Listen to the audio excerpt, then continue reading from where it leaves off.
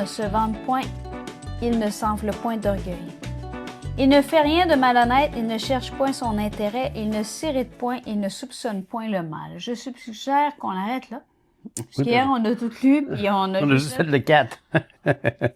Là, on va faire le 5. Le 5. Alors, évidemment, le « il » ici fait référence à l'amour. Donc, c'est l'amour ne fait rien de malhonnête. L'amour ne cherche point son intérêt. L'amour ne s'irrite point. L'amour ne soupçonne point le mal. Alors, il y a beaucoup de choses à dire là-dessus ce matin.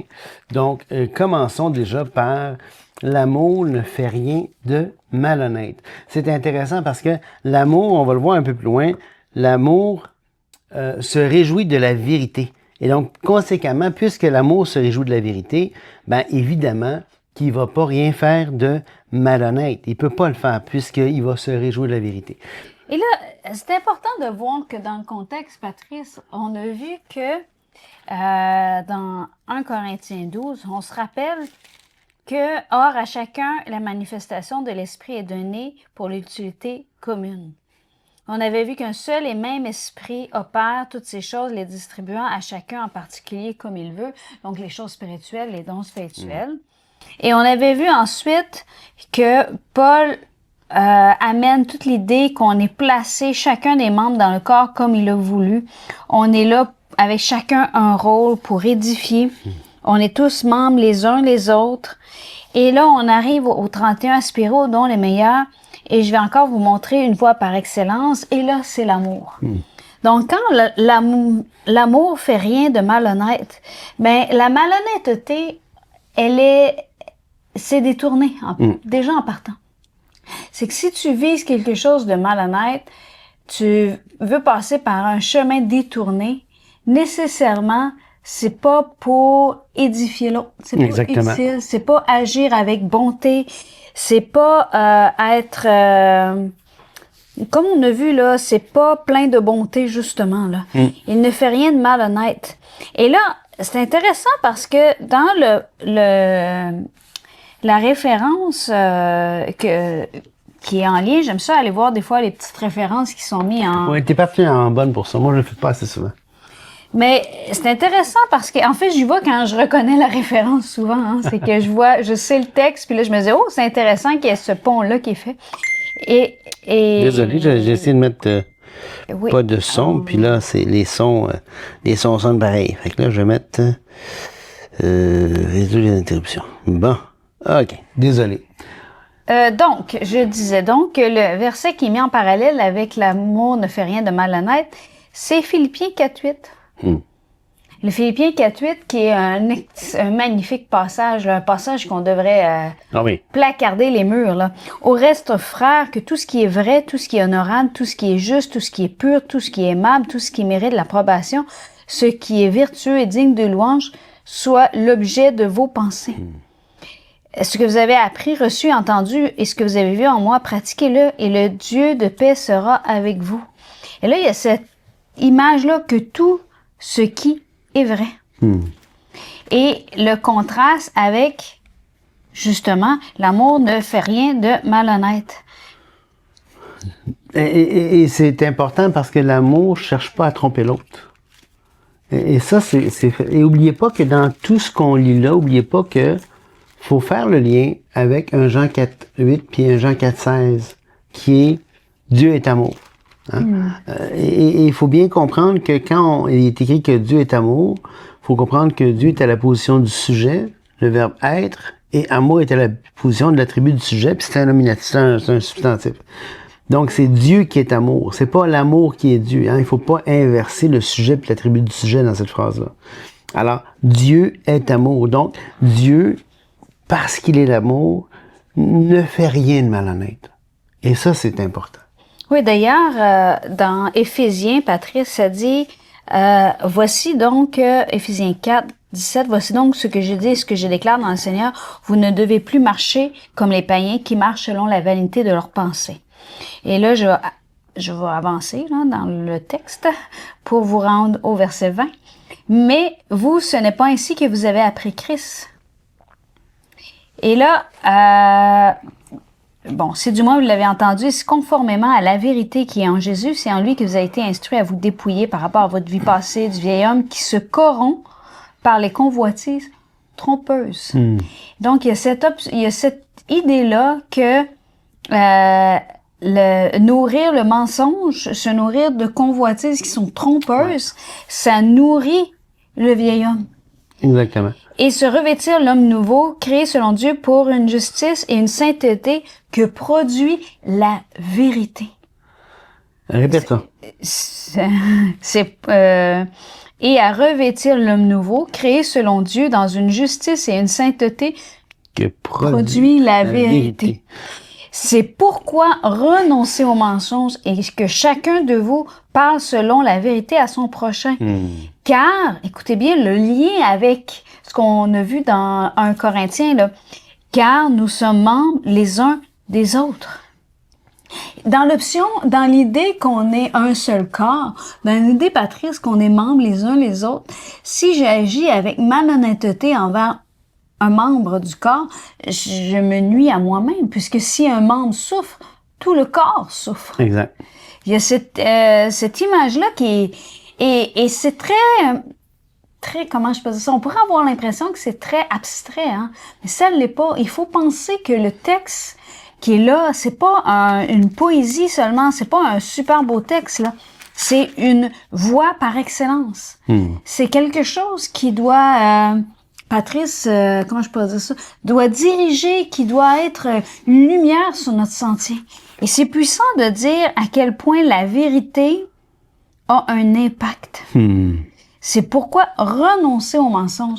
Et vous savez, on en a tous on a toute cette tendance-là, des fois, pour pas vouloir blesser l'autre, de dire un mensonge pieux. Pieux, ouais. Comme de dire, tu sais, des fois, de dire, au lieu de dire, j'ai pas fait ce que je devais faire. Je vais tordre un peu la vérité ou je vais carrément mentir pour pas blesser l'autre, faire de la peine à l'autre. C'est pas dans l'amour, ça, là. Non, c'est ça. En fait, c'est souvent, en réalité, une mesure de protection pour soi-même. Ouais, c'est la protection personnelle, absolument. Et on se dit que c'est pour protéger l'autre, mais c'est parce que l'autre va avoir une réaction quand il va être blessé par ce qui a été fait, tu sais.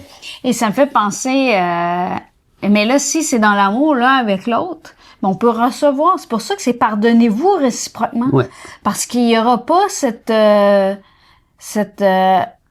comment je peux dire ça? C'est impossible, là, cette perfection. Mais pourtant, rechercher la perfection dans l'amour. Ouais. Il faut, c'est comme si même si la perfection n'est pas de ce monde, faut pas se contenter de la médiocrité. Faut viser la perfection. Et il faut viser la perfection dans l'amour. Faut viser à marcher de progrès en progrès. Même si on sait qu'on sera jamais parfait, on doit viser ça. Parce que si on vise moins loin que ça, c'est sûr qu'on s'améliorera pas. Donc, ce qui est intéressant dans ce que tu disais, vous savez, il y a des désirs légitimes, il y a des convoitises. J'aime pas dire le mot convoitise légitime, mais dans le grec, c'est le même mot. Dans 1 Timothée 3.1, quand il dit celui qui désire la charge de pasteur désire quelque chose d'excellent, ben le mot, c'est un mot un des synonymes pour convoitise. Puis aussi, quand on regarde dans Hébreux 11, 16, ça dit, mais maintenant, ils en désirent une meilleure, et en parlant de ceux qui avaient des promesses là, qui leur étaient faites, c'est-à-dire ceux qui cherchaient une cité céleste, ils désiraient un des mots utilisés, qui est souvent traduit dans nos Bibles par convoitise. Alors, il y a des convoitises qui sont, on n'appelle pas ça en français convoitise, c'est des désirs ardents, mais il y a des désirs ardents qui sont légitimes et qui peuvent nourrir notre foi. Comme dans Hébreux 11.16, comme dans celui qui désire la charge d'évêque, comme, tu sais, c'est des désirs qui nous motivent dans la vie chrétienne. Il y en a qui croient que la vie chrétienne doit être complètement dénuée de toute passion. C'est pas vrai. La vie chrétienne doit être remplie de passion justifiée, de passion légitime. Donc, l'amour est une des motivations par excellence, qui doit devenir cette motivation par excellence-là. Tout à fait. Et Patrice, j'ai vraiment le goût de continuer quand même dans Éphésiens, lire la suite, parce que ça me percute un peu de Tu sais, à revêtir Christ dans une justice et une sainteté que produit la vérité, marche dans la vérité, puis il va avoir du fruit. C'est fou comment est-ce qu'on sous-estime... Excuse-moi. Vas-y. Ça m'anime. Ça te percute aussi, hein? Oui, c'est fou quand on sous-estime la vérité. Trop souvent, on pense que la Bible a pas de pile d'incluse. Tu sais, on achète ça des fois, les cadeaux aux enfants, là, pile non incluse, ou tu achètes une lampe de poche, pile non incluse, pile... Tu sais, comme si la Bible nous était offerte. Ou amener une console, puis manette non incluse. OK, non incluse. OK, un petit inside, tu comprends-tu? Fait que... c'est fou comment on sous-estime la Bible. J'ai déjà lu un livre, moi, qui disait que c'était qui faisait référence à la Bible comme les pages moisies de la vieille révélation, que seulement les nouvelles révélations pouvaient nous animer, Arrête, tu me donnes le goût de vomir. Je le sais, mais le pire, c'est qu'il y en a plein et de plus en plus aujourd'hui croient que la Bible est insuffisante. En fait, croient que la Bible a besoin d'une pile ou je sais pas quoi pour ajouter à son efficacité, alors que, encore une fois, on voit que la vérité produit le changement. Tout à fait, et ta parole est la vérité. Ça, c'est ta parole est la vérité. Et écoutez bien ensuite, là. C'est intéressant parce qu'il parle parler avec vérité avec ton prochain car nous sommes membres les uns les autres. Et ensuite, c'est intéressant parce que le verset 26 dans Éphésiens dit « Si vous vous mettez en colère, ne péchez point. » C'est sûr qu'en disant la vérité, il va y avoir des flamèches, là. Ouais. Puis, c'est pas, il est pas en train de dire « Ne vous mettez pas en colère, hein. » Si vous vous mettez en colère, ne péchez point. Que le soleil ne se couche pas sur votre colère et ne donnez pas accès au diable. Je ne vais pas parler plus de ça parce qu'on a une belle série de dévotions sur Éphésiens quand même. Donc, je vous invite à aller l'écouter. Mais écoutez la suite. Que celui qui dérobait ne dérobe plus. Et là, je fais le pont avec ce qu'on est en train de lire, là. Il ne fait rien de malhonnête. Ouais. Que celui qui dérobait ne dérobe plus, mais plutôt qu'il travaille en faisant de ses mains ce qui est bien, pour avoir de quoi donner à celui qui est dans le besoin. Et là, c'est fantastique, hein? Je ne pense pas qu'on doit se mettre à travailler strictement pour donner à l'autre. Mais la fierté de pouvoir travailler et de bénir l'autre, Ouais. quand tu étais au point avant où est-ce que tu étais dans le besoin et que tu dérobais, c'est extraordinaire. Okay. Et ça, comment je peux dire ça? On ne peut le comprendre, je pense, qu'en entendant des témoignages. Je pense à quelqu'un qui disait récemment, qu'on a entendu, qui disait « Juste de pouvoir aujourd'hui travailler où est-ce que je travaille en ce moment, puis d'avoir des responsabilités, et c'est un dépanneur, parce que à cause de son chemin de vie avant, elle dit c'est déjà extraordinaire pour moi qu'on me confie cette responsabilité-là et que j'arrive à marcher droitement. Exactement. Et ça, c'est fantastique, hein? Ensuite, on continue. Fait que, tu sais, que celui qui dérobait ne dérobe plus, mais plutôt qu'il travaille en faisant de ses mains ce qui est bien pour avoir de quoi donner à celui qui est dans le besoin. Extraordinaire.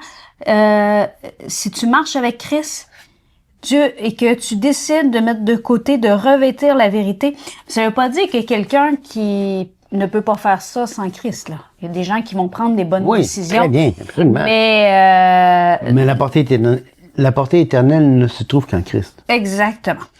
Donc, ensuite, écoutez bien, qu'il ne sorte de votre bouche aucune parole mauvaise. Fait que là, il y a comme cette idée-là, là, que chacun de vous parle selon la vérité à son prochain, mais attention, qu'il sorte de ta bouche aucune parole mauvaise. Mais il y a lieu quelques bonnes paroles qui servent à quoi? À l'édification et communiquent une grâce à ceux qui l'entendent. Ça veut dire que quand on dit que toute vérité n'est pas bonne à dire, le seul filtre biblique là-dessus, c'est est-ce que lorsque tu vas parler, ça va servir à l'édification?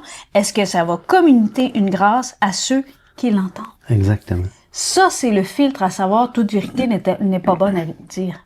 Ouais. C'est lorsque tu vas dire ce que tu veux dire, que ce soit vrai, que c'est vrai, non? Que tu veux dire quelque chose, si ça ne va pas produire l'édification, ça va pas communiquer une grâce à ceux qui l'entendent, Tais-toi. attends au moment opportun ou est-ce que tu auras la capacité de le faire pour l'édification? Parce qu'on se rappelle, la voie par excellence, c'est l'amour. Toujours. Toujours. Donc, tu sais, je vais vous donner 2-3 versets importants là, à cet égard-là sur la puissance de la vérité dans l'amour. Jean 8, 32, il dit si vous demeurez dans ma parole, vous êtes vraiment mes disciples. Vous connaîtrez la vérité et la vérité vous affranchira. C'est la vérité qui affranchit. Puis dans Jean 17, ça dit, 17, sanctifie-les par ta vérité, ta parole est la vérité. Alors, la parole est une source de vérité, une source de sanctification. Elle est efficace, la Bible. Faut pas penser qu'elle a besoin de quelque chose d'additionnel. D'ailleurs, Patrice, je pense que c'est un peu pour ça qu'on s'est dit, tu sais, dans nos rêves les plus fous, on a un collège biblique, on passe notre temps à temps plein à enseigner, à faire la louange, à édifier les gens. Mais en réalité, en ce moment, ce qu'on fait, c'est des dévotions comme ça. Ou est-ce que notre objectif, c'est de vous amener dans cet amour de la parole de Dieu, parce qu'elle va changer vos vies. Et elle change nos vies. Et juste de prendre ce temps-là de dire, on s'assoit, on lit la parole, on recherche à comprendre l'Écriture, on s'arrête à des passages, c'est extraordinaire ce que ça fait. Et il faut pas penser qu'à chaque fois le matin, quand on arrive et que là, on prend notre Bible, en ce moment, vous voyez, on n'est pas dans le décor actuel, comme d'habitude, puisqu'on prend un petit temps ensemble, mais on s'est dit, non, on va quand même amener notre équipement, on va prendre le temps dans la parole, parce que si on veut prendre un moment de repos, rien de mieux que de plonger, de prendre ce temps-là dans la parole. Exactement. Il dit ensuite, l'amour... Attends, il ne cherche ne cherche pas son intérêt. Dans le grec, ça dit, il ne se cherche pas lui-même. Hein? Donc, sa quête, ses désirs ne sont pas tournés vers lui-même. Il ne se cherche pas lui-même. Il cherche l'intérêt de l'autre. Hein? Car Dieu a tant aimé le monde qu'il a donné son Fils unique. Hein? Quand Philippe va demander, Philippe va demander, montre-nous le Père. Quand Philippe va demander à Jésus, montre-nous le Père, ça nous suffit. Jésus va dire, vous avez tout ce temps-là, je suis avec vous autres, puis tu m'as pas connu. Puis comment est-ce que Christ s'est manifesté? Ben, il a lavé les pieds de ses disciples. Il est venu non pour être servi, mais pour servir et donner sa vie en rançon. Le cœur de Dieu, la motivation, l'amour, Dieu est amour. Il ne se cherche pas lui-même. Et là, c'est extraordinaire parce que ça l'explique un peu comment on est aussi passionné pour une compréhension juste du cœur de Dieu. C'est-à-dire que Dieu aime tous, que le salut est offert gratuitement à tous. Que il supplie à travers nous, venez à Christ. Et Patrice, je pense pas qu'on peut parler de que l'amour ne cherche point son intérêt sans, je le sais, revenir encore dans Philippiens 2. C'est pas possible. Hein? Non, donc, parce que c'est la motivation même de Dieu d'envoyer son Fils, qui était l'amour. Donc, si on lit Philippiens 2, je sais qu'on l'a lu, ça fait pas longtemps, là, dans une autre de nos dévotions, mais que voulez-vous? C'est intrinsèquement lié. Si donc il y a quelque consolation en Christ, s'il y a quelque soulagement dans l'amour, s'il y a quelque communion d'esprit, s'il y a quelque compassion et quelque miséricorde, rendez ma joie parfaite en ayant un même sentiment, un même amour, une même âme, une même pensée. Ne faites rien par esprit de parti ou par vaine gloire, mais que l'humilité vous fasse regarder les autres comme étant au-dessus de vous-même. Que chacun de vous, au lieu de considérer ses propres intérêts, considère aussi ceux des autres. Ayez en vous les sentiments qui étaient en Jésus-Christ. C'est magnifique, là. C'est vraiment fou. Tu sais, et ça aussi, c'est encore un autre passage, Patrice, à placarder, là, que chacun de vous, au lieu de considérer ses propres intérêts, considère ceux des autres. Ouais. Ayez en vous les sentiments qui étaient en Jésus-Christ. Et c'est pas toujours facile. Non. Non, c'est Ça l'a coûté la croix à Christ. Ouais. Ça l'a coûté des clous, ça l'a coûté une couronne d'épines. C'est pas... c'est pas le mot facile. Il a pas seulement lavé les pieds des disciples. Il a lavé les pieds des disciples. C'est de l'humiliation. Mais il a pas juste fait ça, là. Il s'est humilié lui-même, se rendant obéissant jusqu'à la mort, même jusqu'à la mort de la croix. Et c'est l'expression, hein, prends ta croix, là. Ça veut dire, regarde les autres au-dessus de toi-même. Et les mêmes sentiments que Christ avait. Exactement. Donc, c'est vraiment essentiel de garder en tête cette motivation-là. Ensuite... Et là, moi, je souris parce que je me dis, Patrice, on fait du progrès. On va faire un demi-verset avant de vous souhaiter une excellente journée. Et je pense qu'on va continuer, nous, tout de suite, le deuxième verset pour que demain, on risque d'être un peu... un peu à la course. Un peu à la course. Donc on se voit demain. Au revoir. Salut.